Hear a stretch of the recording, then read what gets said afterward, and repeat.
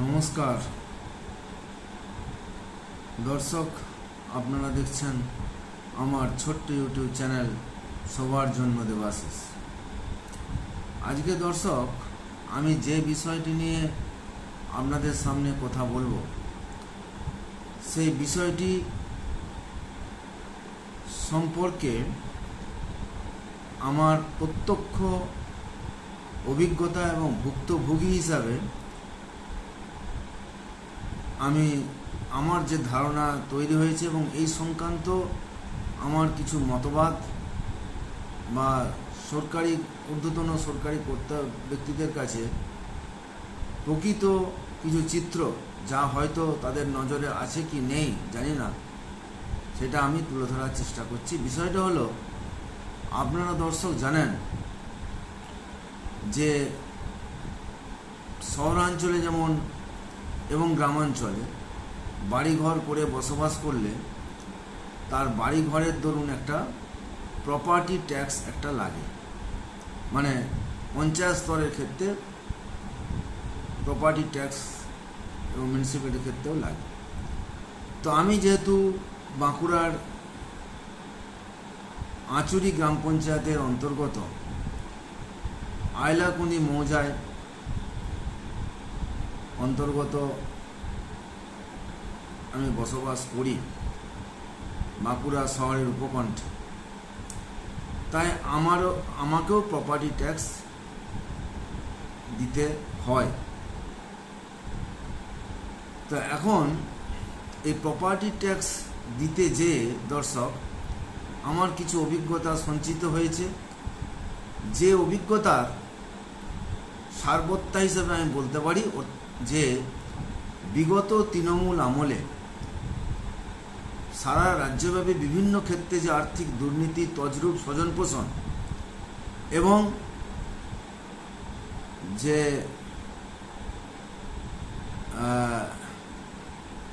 মানে নিরপেক্ষতাহীনতা যে চিত্র ফুটে উঠেছে, তারই একটা প্রতিফলন এই পঞ্চায়েতের প্রপার্টি ট্যাক্সের ক্ষেত্রে আমি অন্তত দেখতে পেয়েছি। বিষয়টা একটু খুলে বলি। বিষয়টা হলো, গত 8/4/24 অর্থাৎ 2 বছর 3 মাস আগে আমি পঞ্চায়েতে, প্রথমত বলি, আমি এটা জানতাম না যে এরকম প্রপার্টি ট্যাক্স লাগে বলে, এটা আমার অজ্ঞতা। যাই হোক, তো যাই হোক, মোটামুটি ঠিক সময় প্রায় জেনেছি কারো কাছ থেকে। তো আমি পঞ্চায়েতে, আমাদের আঁচুরি গ্রাম পঞ্চায়েত, যেটা বাদুলারায় অবস্থিত, বাঁকুড়া জেলার, সেখানে আমি পঞ্চায়েতে ট্যাক্স দেওয়ার জন্য প্রপার্টি ট্যাক্স, বাড়ির প্রপার্টি ট্যাক্স দেওয়ার জন্য যাই। তো ওনারা দর্শক আমাকে একটা ফর্ম আমাকে দেন এবং সেই ফর্মটা ফিল আপ করতে বলেন। কি ফর্ম সেটা? সেই ফর্মটা দর্শক স্বঘোষণাপত্র, ফর্ম 5A, ব্যক্তিগত করদাতাদের পূরণের জন্য। সেই ফর্মে অনেক কিছু কথা লেখা আছে, তো তার মোদ্দা কথা যেটা আমি সংক্ষেপিত, সেটা হচ্ছে এই মৌজার অন্তর্গত যে আমার প্রপার্টি আছে, মানে দোকান ঘর, বাড়ি ঘর ইত্যাদি, তার দরুন যে সেটা যেখানে অবস্থিত, সেই জমির মূল্য সমেত, প্রপার্টি বিল্ডিংয়ের মূল্য সমেত, যার মোট ধার্য মূল্য, বাজার দর, সেটা লিখতে হবে আমাকে। এবং তারপর সেই গৃহ বা জমির চলতি বাৎসরিক মূল্য, যেটা বাজার মূল্যের 6% হারে বাৎসরিক মূল্য ধরা হচ্ছে, মোট বাজার মূল্যের 6% হারে সেই পরিমাণটি লিখতে হচ্ছে, এবং সেই অনুযায়ী মূল্যায়িত করের পরিমাণ লিখতে হচ্ছে। তাহলে দর্শক, সোজা কথায় আমার যা গৃহ সমেত জমি সমেত গৃহর যা বাজার মূল্য তার ধরুন 12% প্রায় আমার মানে ট্যাক্স আমাকে লাগবে, যদি সেটা বাৎসরিক মূল্য 250 টাকার বেশি হয়, বাৎসরিক মানে মূল্যায়িত করের পরিমাণটা আর কি, তার মানে 12% হারে লাগবে। তাহলে স্বাভাবিকভাবে দর্শক মানে এই ফর্ম ওনারা আমাকে দেন।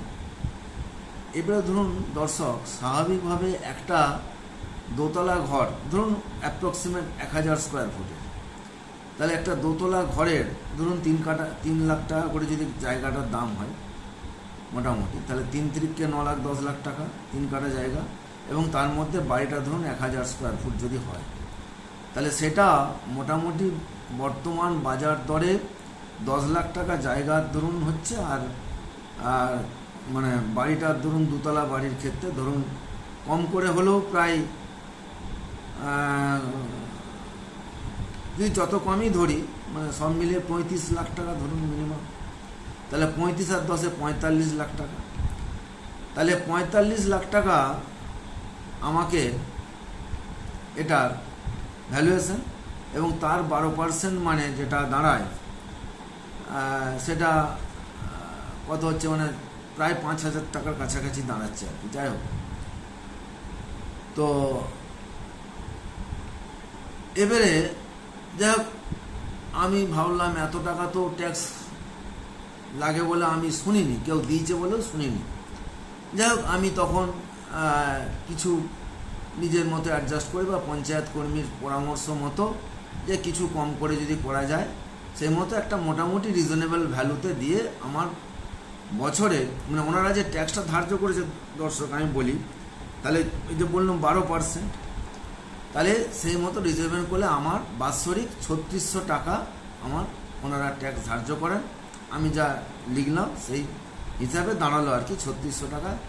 তাহলে একসঙ্গে 2 বছরের আমার নিয়ে নিলেন যে 36 × 2 মানে 7200 টাকা। এবারে দর্শক এই সংক্রান্ত এই যে প্রপার্টি ট্যাক্স দিতে হয় বা প্রপার্টি ট্যাক্সের কী নিয়ম, সবাই প্রত্যেকে কত করে দেয়, আমার একটু বোকামি হয়েছে যে আমি এই সম্পর্কে অনভিজ্ঞ এবং একটু কারো কাছে খোঁজ খবর না নিয়ে আমি হঠাৎ করে একদিন চলে যাই ওটা দিতে, এবং ওই ফর্ম দেখে আমার যা মনে হয়েছে তাতে করে সেই ফর্ম অনুযায়ী তো আমাকে লিখতে হবে, যেহেতু ওনারা ফর্ম করেছেন।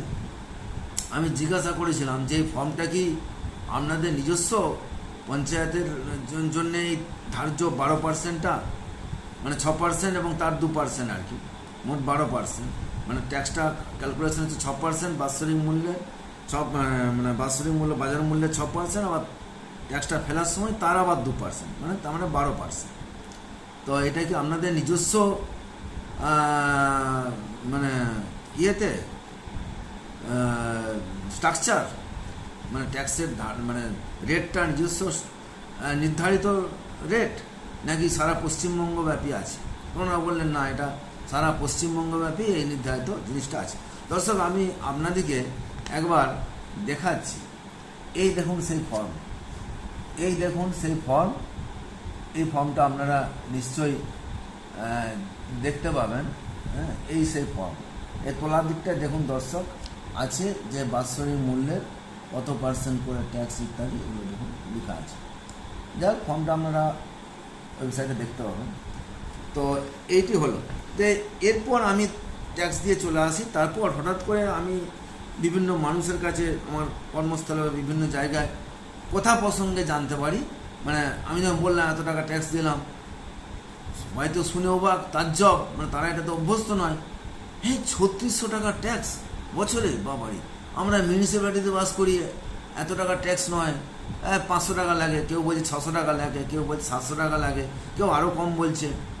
আবার আমি আমার পাড়াটা আমি যে এলাকায় আমার বাড়িটা এবং সেই পাড়ারই আমার ঠাসাঠাসি মানে একদম সেম প্লেসে আরও অন্যান্য যারা শ্রীনগর পল্লী আইলাকন্দি অন্যান্য যারা বসবাসকারী, যাদের হয়তো আমার থেকেও অনেক উঁচু বাড়ি আছে এবং এরিয়াটা বেশি, তাদেরও কারো কারো ট্যাক্স বিভিন্ন সোর্স মারফত জানলাম, কেউ 500 দেয়, কেউ 600 দেয়। হ্যাঁ, মানে মানে 500 থেকে ম্যাক্সিমাম 1000-এর মধ্যে দেয়। তাহলে দর্শক আমার প্রশ্ন হচ্ছে, এরকম বিমাতৃসুলভ আচরণ কেন, এরকম ম্যান টু ম্যান ডিফারেন্স কেন, বৈষম্যমূলক ট্যাক্সের হার কেন? আমি তারপরেই ওই 8/4/24 ট্যাক্সটা দিয়ে চলে আসার পর, তারপরে যখন এটা আমার টনক নড়ল বা জানতে পারলাম, তখন আমি এক সপ্তাহের মধ্যে যাই, যে পঞ্চায়েতে, আঁচুরি গ্রাম পঞ্চায়েতের ওখানকার যিনি পঞ্চায়েত সহায়ক বা অন্য কর্মী, তাদেরকে যে বলি যে আমার এটা একটু ভুল হয়েছে, কেননা কেউ আমার পাড়ায় কাউকে আমি খোঁজলি জানলাম কেউ এত টাকা দেয়নি। যদি সরকারি নিয়মে মোতাবেক এই ট্যাক্স আমার হয়, আমার দিতে কোনো অসুবিধা, এবং আমি দিয়েওছি তো। কিন্তু একই জায়গায় এক গায়ে দু সংক্রান্তি, অর্থাৎ আমি যেখানে 3600 টাকা দেবো, তখন আমার পাশের বাড়ি বা তার পাশের বাড়ি তারা কেউ 400-500 টাকা দিবে। এটা তো প্রকারান্তরে আমি বোকা সেজে যাচ্ছি, আর্থিকভাবে ক্ষতিগ্রস্ত হচ্ছি, এবং এই বৈষম্যটা তো আমার মানসিক কষ্টের কারণ। তাই এই ব্যাপারে আমার ট্যাক্সটা কমানো হোক, আমাকে নতুন করে ফর্মটা ফিল আপ করে আবার ট্যাক্সটা কমানোর ব্যবস্থা করি না, এখন হয়ে গেছে, এখন আর কিছু হবে না। যাই হোক, আমি বিফল মনোরথ হয়ে চলে আসি তখনই। তারপর আমি এই বছর মানে 2026-এর এই 16ই জুন, মানে 16ই জুন, যেটা আমাদের বিজেপি নতুন রাজ্য বিজেপি গভর্নমেন্ট থেকে যে ব্লকে যে 3 দিনের ক্যাম্প হলো, 15, 16, 17, সেই 16ই জুন আমি বিডিও ম্যাডামকে মৌখিকভাবে বলি, এবং ওইখানে উনি বলেন যে ঠিক আছে, আপনি একটা আপনার যা অভিযোগ আছে কি আছে আপনি ড্রপ বক্সে দেন। আর উনি খোঁজও নেন পঞ্চায়েতে তৎক্ষণাৎ ফোন করে, যেরকম ম্যান টু ম্যান বিভিন্ন ট্যাক্স হচ্ছে বাড়ির ক্ষেত্রে কেন। না না, এটা তো হয় না। ওখানকার যিনি কর্মী তিনি বললেন যে না না, এরকম তো হওয়ার কথা নয়, এরকম তো হয় না। কিন্তু দর্শক, আমি জানি হচ্ছে, এবং এটা যদি এই বিষয়ে কোনো তদন্ত করা হয় সেটা নিশ্চয়ইভাবে ধরা পড়বে। তো এখন ব্যাপারটা হচ্ছে, তাহলে এরকম বৈষম্যমূলক আচরণ কেন? যে নিয়ম, দর্শক, নিয়মের প্রয়োগকর্তাগণ বা কার্যকর্তাগণ কার্যকর করতে বাধ্য করতে পারে না নাগরিকদিকে, যে নিয়ম কোনো নির্দিষ্ট অফিসের কর্মীদের, যেমন এখানে ক্ষেত্রে আমি আঁচুরি গ্রাম পঞ্চায়েতের কর্মীদের কথাই বলবো, ও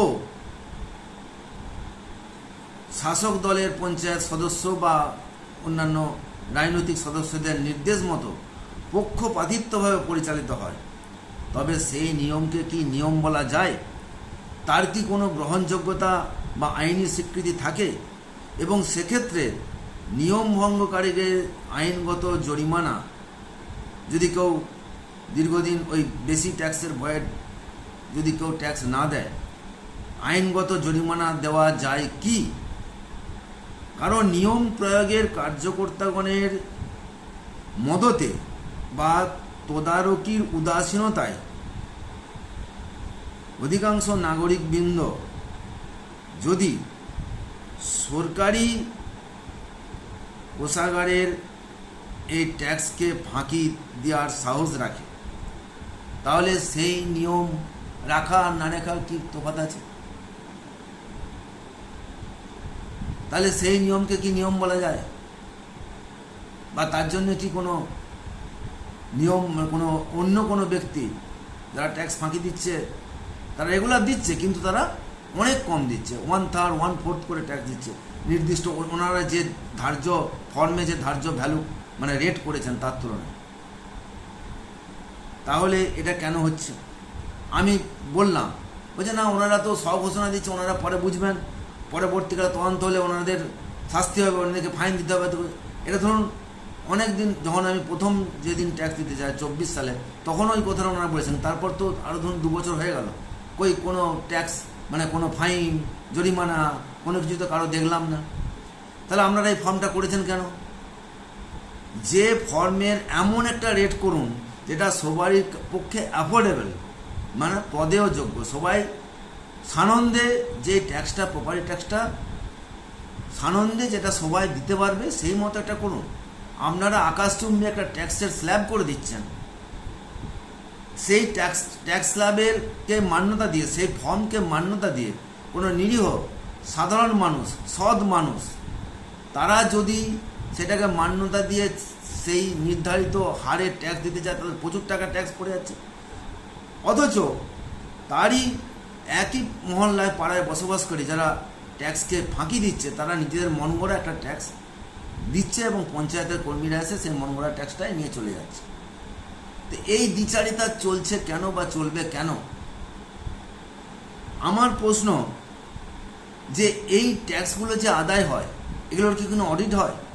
এই যে পঞ্চায়েতের বিভিন্ন স্তর থেকে যে টাকা আয় হয়, আয় ব্যয়ের কি কোনো অডিট হয়? যে প্রপার্টি ট্যাক্স থেকে টাকা আদায় হচ্ছে, কোথাও কোনো দোকান করছে কেউ, তার থেকে কোনো ট্যাক্স আদায় করে ট্রেড লাইসেন্স ইত্যাদি সেক্ষেত্রে কোনো টাকা আদায় হচ্ছে, বা অন্যান্য কিছু থেকে টাকা আদায় হচ্ছে, হ্যাঁ, বা কোনো বালি খাদান থেকে টাকা আদায় হচ্ছে, বা অন্য কোনো সোর্স থেকে, সেই আয় ব্যয়ের কি অডিট ঠিকমতো হয়? যদি ঠিকমতো অডিট হতো তাহলে এই বিষয়টাও তদন্তে আসতো। কেন পাড়ায় দেখা যাচ্ছে এত বড় বড় বাড়ি মাথা তুলে দাঁড়িয়ে আছে, অথচ তাদের কারো 400 টাকা 500 টাকা করে ট্যাক্স, অথচ যিনি সহজ সরল নিরীহ লোক, যিনি এই ফর্মের নির্ধারিত ট্যাক্সকে মান্যতা দিয়ে সঠিকভাবে ট্যাক্স দিচ্ছেন, তার ক্ষেত্রে গাদা ট্যাক্স পড়ে যাচ্ছে। তাহলে এই রকম স্ল্যাবটা ধার্য হলো কেন? এটা কমানো, যেটা 12%, 6% এবং তার আবার 2%, 12% করা আছে, সেটাকে কমিয়ে অর্ধেক বা 1/3 করা হোক, যাতে করে যে এতদিন ধরে যারা ওনারা আমার পাড়ায় যে অবৈধভাবে কম ট্যাক্স নিয়ে রেখেছেন সেটা মান্যতা পায়। মানে তাদেরকে ক্ষেত্রে কম টাকা ট্যাক্স নিচ্ছেন।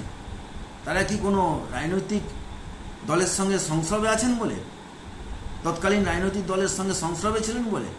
আর আমি রাজনৈতিক দলের ঝান্ডা নিয়ে বা পতাকা নিয়ে সবসময় পিছনে পিছনে ঘুরতাম না বলে কি আমারটা গলা কেটে ট্যাক্সটা নেওয়া হয়েছে? বা আমাকে সেইভাবে মানসিকভাবে সেইভাবে ব্রেন ওয়াশ করে, সেইভাবে মানসিকভাবে পরিচালিত করে আমার কাছ থেকে সেই স্বঘোষণাটা নিয়ে নেওয়া হয়েছে? এই বিষয়ে ভাবনা চিন্তা করার প্রয়োজন আছে। এই বিষয়ে নতুন বিজেপি সরকার যেটা হয়েছে পশ্চিমবাংলায়, মাননীয় পঞ্চায়েত মন্ত্রী মাননীয় দিলীপ ঘোষ মহাশয়কে এবং মাননীয় মুখ্যমন্ত্রী শুভেন্দু অধিকারী মহাশয়কে পঞ্চায়েতের এই যে টাকা পয়সার যে ব্যাপক হেরফের এবং যে নয়ছয় এবং টাকার যে অপব্যয় এবং মানে স্বজন পোষণ, পক্ষপাতমূলক আচরণ বিভিন্ন ব্যক্তির ক্ষেত্রে বিভিন্ন রকম, এই জিনিস বন্ধ এবং এই প্রপার্টি ট্যাক্স ও অন্যান্য ট্যাক্স থেকে যে অর্জিত আয় এবং ব্যয়ের মধ্যে যে ভারসাম্য, সেই বিষয়ক যথাযথ তদন্ত করে পঞ্চায়েতের, শুধু এই বাঁকুড়া আমি যে পঞ্চায়েতটা করলাম আয়লাকুন্দি এই গ্রামের বসবাসকারী আঁচুরি গ্রাম পঞ্চায়েতের অন্তর্গত, শুধু এই আমার পঞ্চায়েতটা বলছে না, সারা পশ্চিমবঙ্গ এরকম হয়তো অনেক জায়গাতে এরকম বেনিয়ম হচ্ছে। সেগুলোর ব্যাপারে যথাযথ তদন্ত করে এগুলোকে তদন্তের আওতায় এনে এগুলোকে অডিট করা হোক এবং দোষী কর্মচারী যারা আছে তাদের জন্য নিয়মানুগ শাস্তি ব্যবস্থা করা হোক এবং এই প্রপার্টি ট্যাক্সের ক্ষেত্রে একটা সুনির্দিষ্ট সঠিক নিয়ম প্রয়োগ করা হোক, যাতে সকল মানুষ সমানভাবে ট্যাক্স দেয়, কোনো পক্ষপাতমূলক আচরণ না হয়। এই বিষয়ে আমি নতুন সরকারের কাছে আবেদন জানাই এবং সাথে আমার এই ভিডিওর মাধ্যমে আমার স্থানীয় প্রশাসনের কর্তা ব্যক্তির কাছে আমার অনুরোধ থাকবে, যাতে আমার ট্যাক্সটাকে কিছুটা হলেও আমাকে কমিয়ে ট্যাক্সটাকে কিছুটা রিলিফ দেওয়া যায়, সেটারও আবেদন আমি রাখছি। নমস্কার দর্শক, এই বিষয়ে আপনাদের কি মতামত আপনারা বলবেন কমেন্টে।